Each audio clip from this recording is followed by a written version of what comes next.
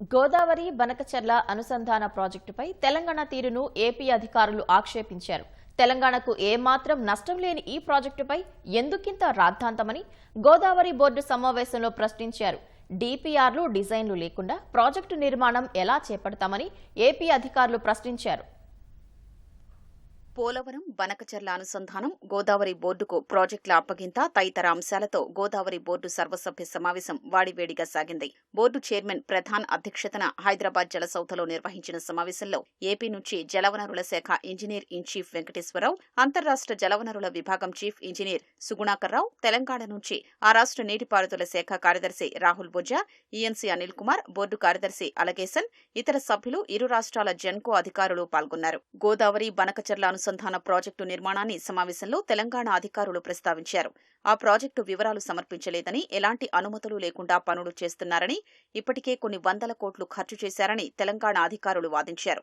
దీనిపై స్పందించిన ఏపీ అధికారులు వరద జలాల ఆధారంగానే పోలవరం బనకచర్ల అనుసంధాన ప్రాజెక్టు చేపట్టాలని తమ ప్రభుత్వం భావిస్తోందని, నికర జలాలతో ఏ రకంగానూ దీనికి సంబంధం లేదని స్పష్టం చేశారు. ఎగువ నుంచి వచ్చిన వరద జలాలతోనే ఈ ప్రాజెక్టుకు నీళ్లిస్తామని, ఇక్కడ ఉపయోగించుకోకుంటే అవి సముద్రంలో కలుస్తాయని చెప్పారు. ఈ ప్రాజెక్టు వల్ల తెలంగాణకు వచ్చిన నష్టమేంటని, దీనిపై ఎందుకింత హడావిడి అని ఏపీ ఈఎన్సీ వెంకటేశ్వరరావు ప్రశ్నించారు. ఆ ప్రాజెక్టు డీపీఆర్ కూడా తయారు కాలేదని, కేవలం కాన్సెప్ట్ పేపర్ మాత్రమే సిద్ధమైందని తెలిపారు. డీపీఆర్ లేకుండా, డిజైన్లు లేకుండా ప్రాజెక్టు నిర్మాణం ఎలా చేపడతామని ఏపీ ఈఎన్సీ ప్రశ్నించారు. ఈ ప్రాజెక్టు చేపట్టేందుకు ఏపీ కేబినెట్లో ఇప్పటికే అనుమతులు తీసుకున్నారని, పోలవరంలో టన్నెళ్ల సామర్థ్యం పెంచారని తెలంగాణ అధికారులు వాదించారు. ఈ ప్రాజెక్టుకు సంబంధించి గుత్తేదారుకు కొంత బిల్లులు చెల్లించారంటూ ఓ ప్రెజెంటేషన్ను చూపిస్తూ తెలంగాణ అధికారులు అభ్యంతరం చెప్పారు. మంత్రిమండలి ఆమోదించినంత మాత్రాన డీపీఆర్ లేకుండా, డిజైన్లు లేకుండా నిర్మాణం సాధ్యమేనా అని ఏపీ అధికారులు ఆక్షేపించారు.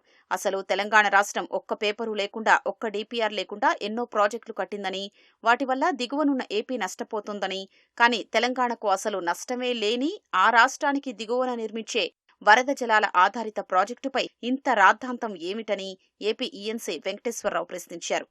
పోలవరం బనకచర్ల విషయంలో బోర్డు సభ్యుల తీరుపై తెలంగాణ అధికారులు అభ్యంతరం తెలిపారు. కేంద్ర జలశక్తి శాఖ అడిగిన సమాచారం కోసం ఏపీ అధికారులకు లేఖ రాసిన గోదావరి బోర్డు ఆ లేఖ ప్రతులు తెలంగాణకు ఎందుకివ్వలేదని ఆ రాష్ట్ర అధికారులు నిలదీశారు. ఆ సమాచారం ఇవ్వాల్సిన అవసరం లేదని బోర్డు సభ్యుడు బదులిచ్చారు. ఇది కేంద్ర జలశక్తికి, బోర్డుకు మధ్య అంతర్గత వ్యవహారమని చెప్పారు.